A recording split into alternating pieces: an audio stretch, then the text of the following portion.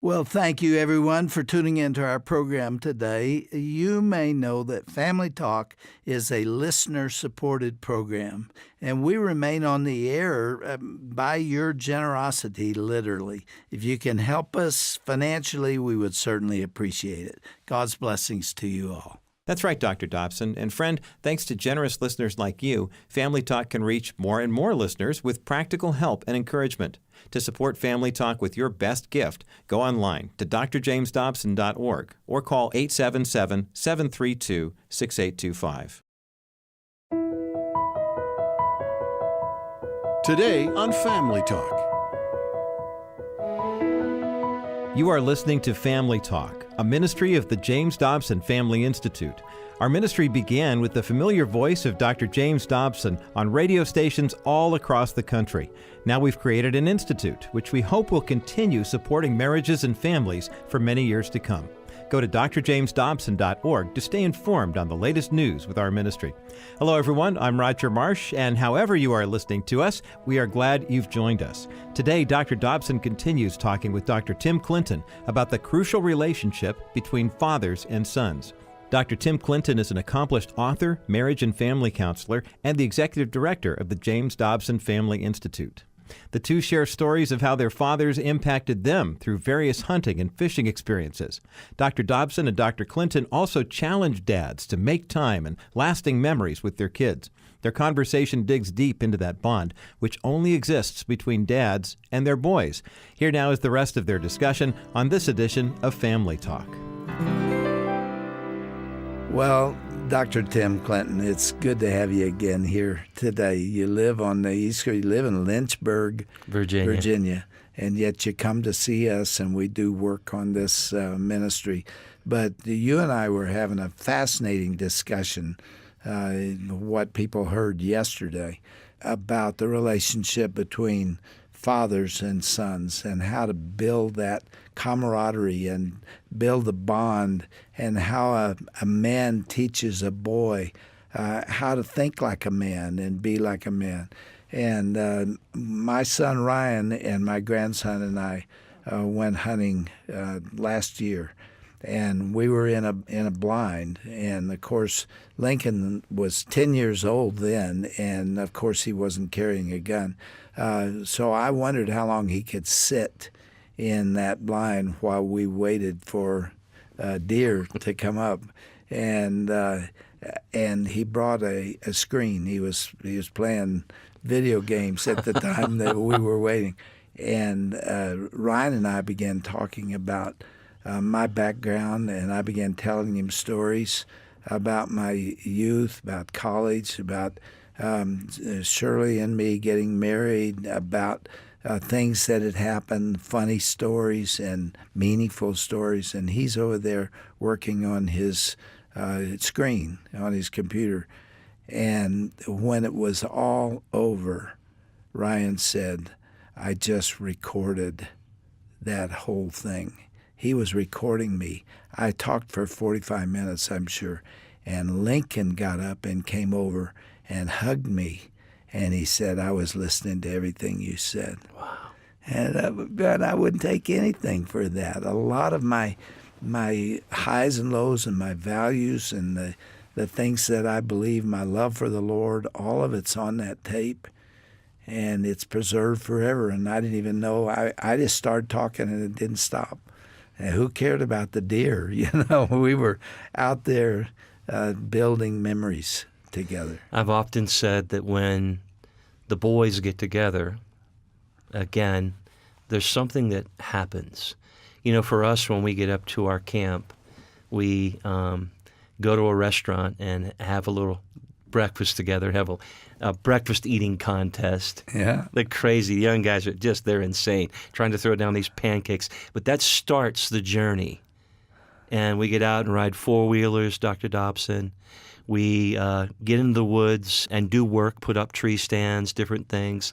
We start talking about the game that we're going to hunt or the fish that we're going after in the streams. You get out there around a campfire at night and begin to talk. You're out throwing a football around, and you're disconnected because where we're at, you can't use your phone. You know that? And what begins to take place, you're right, is this generational flow. And the stories and the activities together and the work, the industry that you have to do to take place, it begins to speak into our hearts. My fondest memories of my dad. You've been a very busy father. Not only have you been a professor for about 30 years at Liberty University, you've written more than 30 books, and you founded the American Association of Christian Counselors, which has more than 50,000 members. You speak, you write, you do all these things.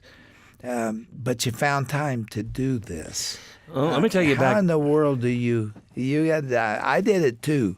We need to tell our listeners how you get that done. I had a moment, and it was back to a broadcast that you had done, and I was way beyond my limits. I was out of control. I was a young maverick trying to prove my worth and find my way. I listened to this broadcast on my way home one afternoon, and it so moved me. It was about kids and the outdoors. And I kept thinking about my daughter, Megan, and my young son, Zach, at the time. I'll never forget coming home, and Zach was like 2 at the time. And his very first sentence, he put a couple of words together as I walked in the door that day. And Zach comes running over to me, wide open. I mean, wide open. He's like 2 or 3 years old. Dad! Okay? And he looked at me, and he looked down at my shoes, and he says, shoes off. Huh. Shoes off. Is that right? But it so moved me because I thought he wanted you to sit down. That meant, and Dad, talk to you him. come here with me. And I remember later going outside, and the sun was bright, but there were leaves everywhere. And I thought about as a boy how we used to rake those leaves together, and we would jump in them. And we had such a time doing that. And I said, Tim, you're missing all this. You're missing your kids. You're missing everything. What are you doing? I mean, it doesn't make any sense. And that statement, what does it gain a man if he wins the whole world and loses his own kids? And Tim, are you going to do that? Is that what you're going to do? And you're going to defend it because you're, quote, doing Christian things? Or are you going to be a dad? And I remember tears started coming down my face, and I said, I don't want to do that. I don't want to lose my kids. I'm going to do everything I can to not be at the game. I'm going to coach the game. I made decisions where I said, I'm not going to travel and speak. I'm going to cut everything. I'm going to start changing the way I do my life. And it was a broadcast that God used that said, get your tail home. And how early was that? That was when I was a young father. And I'll tell you, I never forgot that moment because it was really about the outdoors. You were talking about kids, and get your kids outside. Yeah. And it was one of those kind of broadcasts. And I'll never forget this. I reflected on the gifts that were given to me through my own dad. How my dad would take us to the creek. You know, we grew up in Pennsylvania. Yeah. And you don't call them creeks. We called them cricks. Or a brook, or there's we would about go 10 to different names for them. Swimming, because we didn't have swimming pools. We went there swimming. My dad used to pile everybody in the van, all the kids in the neighborhood, and he would take us swimming. My dad was the one who took us to Young People's, and we would play softball. He took us roller skating. My dad showed up at the games. You know that? He taught us how to play ball. And you and I are very blessed. You know that? I was speaking recently, and a man came up to me and shook my hand, told me what his name was, and he had tears in his eyes, and he couldn't talk. He literally could not talk. He put his head down till he gained his composure. And then he said to me, I have to tell you something, that my dad was a full-blown alcoholic, and he was abusive, and he was never a father to me. And I began listening to your broadcast, and you became my father. And he just wept. He stood there and wept as he talked about this. The greatest honor I think anybody's ever paid to me, that this man that I never met saw me as a role model and saw me as a father. And I think this program today is motivated by the desire to say to the other men who are out there who are trying so hard to keep it all together. I know that you want to earn a living. I know you want to make a success. Don't forget those kids. And some other time we'll talk about fathers and daughters, but I believe, and some people would question this, I believe daughters need their fathers as much or more as boys do. It's a different relationship. It's an affirmation. It's love and talking and touching. But boys need role modeling. They need to see what a man does and how he thinks. And man, I had a great father who did that. Yeah, I guess what we're trying to say is that dads do matter. And it's never too late to become a good dad. And I want to encourage moms out there to know this, that dads love often differently. They usually do what we call action love. They like being out there, getting their hands dirty, climbing a tree, working on a spare tire, or changing a tire, changing the oil, whatever it is. And I know also that sometimes, Dr. Dobson, this is true, sometimes our kids are different than we are. And they may not like the same things, but it's They don't have to. Find what the kid needs. That's it. And connect with them there, because you know why? They want those stories. Yeah. You don't make memories, you are the memory.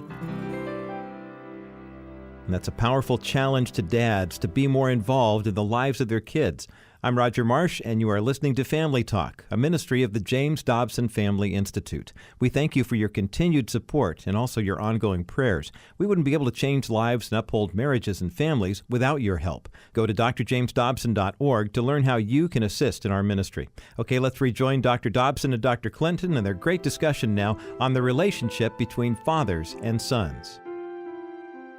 Now, I don't know if you will agree with this, Dr. Tim, but for me, and I know for some other boys, I didn't want my mother to go in on those trips. I loved my mother, and we did things together, but it was a man thing. It made me feel like a man. And I've seen other boys who cried when their mothers wanted to go. There are mothers listening to us who like to hunt, and they're going to not understand what I said. But I'm telling you, in my life, it was my dad and me. I believe that there are only certain things that a dad can give to his children. And a tip of the hat to the single-parent moms out there who try to step and fill in the gap. But when a dad is active and present in his son or daughter's life, it's a game changer. The research is clear on it. It's everything from managing peer pressure to even cognitive skills. I mean, it's all there. And that relationship is so powerful. And you're right. Who doesn't want – you look at the brokenness. Look at the research on when dad's gone, father thirst, father hunger. And we search for the love of our dad everywhere. Yeah. And the mother plays a different kind of role, and it's just as important. You know, there's an affirmation in love. With my mom and dad, my dad was tough as nails, and my mother was loving and soft. And it was a great combination because I got affirmation from my mother. I could really do no wrong in her eyes, although she spanked me good. My mother did too. She was tough. On occasions. But there was a different kind of love from my mother. Yeah. It's a two-person job, and I'm with you in feeling great empathy for the single mother, especially who's out there. You know, you wrote the book Bringing Up Boys, which I read because I wanted to figure Zach out. And I remember you making a statement in the book that one of the gifts you can give to them is to help them learn to manage their testosterone. Yeah.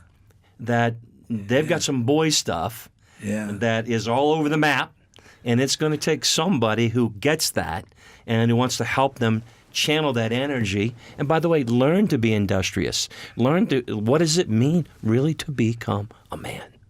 Yeah.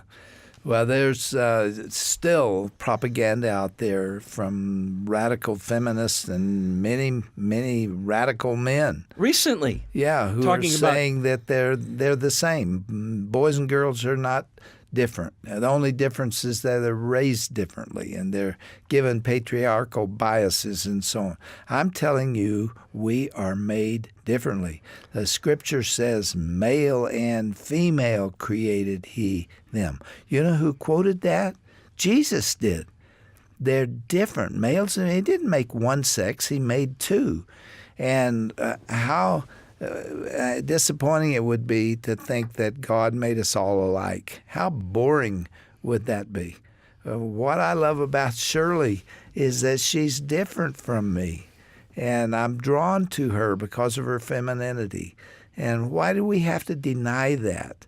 And you try to deny it in regard to a boy or a girl, you're going to run into big problems. Because the boy's going to disappoint you big time. You try to make a girl out of him. And I've talked a lot about that. I know that those who've listened to me over the years know this is familiar territory. But you agree with it, don't you? And I really agree with it. And, you know, we started talking about yesterday on the broadcast about going to Alaska and enjoying the great outdoors. One of the things that I wanted to make sure and say on the broadcast was the significance of getting your son and your daughter outside. Dr. Dobson, there's all kinds of research on being outside and mental health. You know that. Yes. You know that it's everything from when you go for a walk outside. Research shows that it improves memory. It helps fight depression. It lowers blood pressure. People are even starting to show that, even though it's small, but it's still significant. Some people are now talking about how just getting outside, enjoying the green, if you will, that it can even lower cancer risk. Let me tell you what else my father did for me. When I was 8 years old, he decided that he wanted to teach me to play tennis.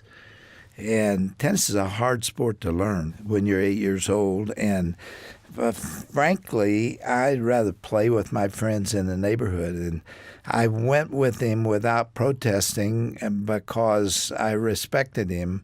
But I would really had rather ride my bike and play in the neighborhood. But my dad said, we're going to learn to play tennis. And so I said, okay. And with my dad, you made work out of it. I mean, he'd have me at the net and he drilled me and everything. And I really never, in those early days, because it didn't last very long, I didn't want to learn to play tennis. And then a little kid came along one day and said, would you like to play a game? And I had never thought about that. And I said, why not? And we played, and I beat him. And I loved the sport. I loved the feeling. And I played tennis till I was 40 years old. I lettered 4 years in college, and tennis was thing. And that was another gift from my father that came along. What else did your dad give you? You know, my dad loved the game of baseball. Interesting, we go back to my relationship with my own son. I remember a story about my dad in Du Bois, Pennsylvania. Right before the war, he loved the game so much that there were people coming and scouts talking about him possibly going on and playing ball. And the entire family loved it. My dad passed that down to us, even through young people's. You know, in our church, we would go play softball on Friday nights because he would pitch. He loved to play. He played late. I mean, and I remember my dad coming and watching my son Zach pitch in a Little League game in Roanoke, Virginia, sitting up there with a blanket wrapped around him. He was battling cancer, but he loved it so much. He said, Tim, we need to work on his delivery a little bit. But it bonded us together in a special way, and we loved that. And I love what you're saying because when you get out there, it's like the gift of sports, athleticism. When kids are taught the fundamentals the right way, they learn to love the game. The tragedy is so many kids want to play, but they never taught how to play. And I saw some recent research on Did you know this, that nearly 85% of kids drop out of organized sports by age 13? They're gone. And so then what are they doing? They're on the screen. If one doesn't work, go to another one. I mean, fish for it till you find what it is. Find some type of activity. Get outside. Don't let them be locked up in their room. You know that? And spending 6-8 hours behind a screen. That's what we're saying. I think a lot of this emphasis on the outdoors and that now a lot of this conversation about developing emotional closeness with your kids really is making sense. People are starting to get it. I think a lot of young dads are stepping up to the plate. A lot of them grew up without a dad, or they had an emotionally absent dad. Yeah. They don't want that for their boy, their son. They want something different. And I think that's the word of encouragement here. We need this. God ordained it this way. He wants us to be connected at this level. I believe that. Joseph taught Jesus carpentry. And wouldn't you have loved to have been there to watch that interaction between his earthly father and his profession until he entered his own 3 years of ministry? Well, there's a lot we could talk about there. Tim, going back to yesterday, we talked about a gift that I was given by my daughter, and you were given a gift by your son, Zach. Your daughter's named Megan. And she gave you a Father's Day gift this year, was of a different nature.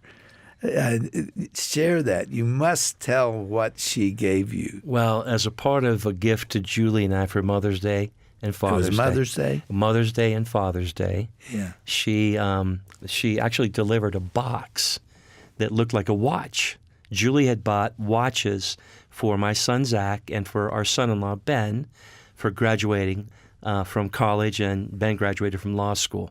And so she gave them watches. Megan got a box that was almost identical to it and wrapped it up and gave it to Julie to open. Your wife. And Julie began opening. I said, "What do you think?" She said, "I was thinking about them, and Megan must have bought me a watch."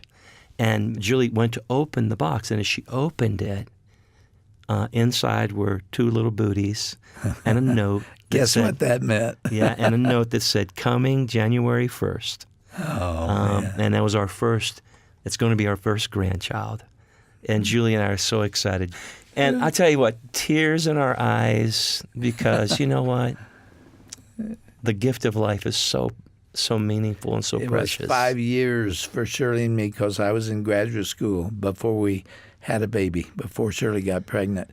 And my mother was really antsy about that. She didn't mind telling you, "Come on, you got a job to do here." And we knew what we were doing, and we invited her to a birthday party, and there was a birthday cake there, only it didn't say happy birthday. It said, "Happy birthday, grandmother." And she looked at it and said, "Oh, isn't that?" And it hit her that she's going to be a grandmother. And she got up and ran around the table about 3 times. So it was such a precious We're going to have time. a gender reveal party soon. I can't wait. So we bought fireworks. So we have fireworks that are blue and we have fireworks that are pink. And that's how we're going to know what we're going to have. We can't wait. Dr. Tim Clinton, I love talking to you, and it's been fun these 2 days just going back to the basics about the relationships that we have at home. There's nothing that outranks that. I don't care how much money you make or what you achieve, and buildings that have your name on it and all of that. All those things have their place, but building those relationships that matter and the ones that lead to eternity are at the top of the list. And I think you've helped us get that said today. You're here often. We'll do it again. Thank you, Dr. Dobson. What a great conversation between two experienced fathers about the roles that they play in the lives of their sons. By the way, you can go to the Dobson Digital Library at drjamesdobson.org to look through our various helpful materials on parenting. Dr. Dobson has devoted his life to promoting fatherhood and its importance to the health of a family. So visit the library and search through Dr. Dobson's various books, broadcasts, and articles on this topic. That's drjamesdobson.org, then click onto the Dobson Digital Library link at the top of the page. We appreciate hearing from you and what you think about the broadcasts that you hear on James Dobson's Family Talk. You can call our offices here in Colorado Springs at 877-732-6825. When you connect with us, you'll have the option of either leaving a voicemail on our listener feedback line, or you can talk with someone who can pray with you and help you find any of the resources you might be looking for. Again, that number is 877-732-6825. I'm Roger Marsh. Thanks for listening today. Come back again tomorrow and hear about the faith of one of America's most recognized presidents, Abraham Lincoln. It's a fascinating presentation by the late D. James Kennedy, and you won't want to miss it. That's coming up next time on Family Talk, a ministry of the James Dobson Family Institute. Have a great day, everyone.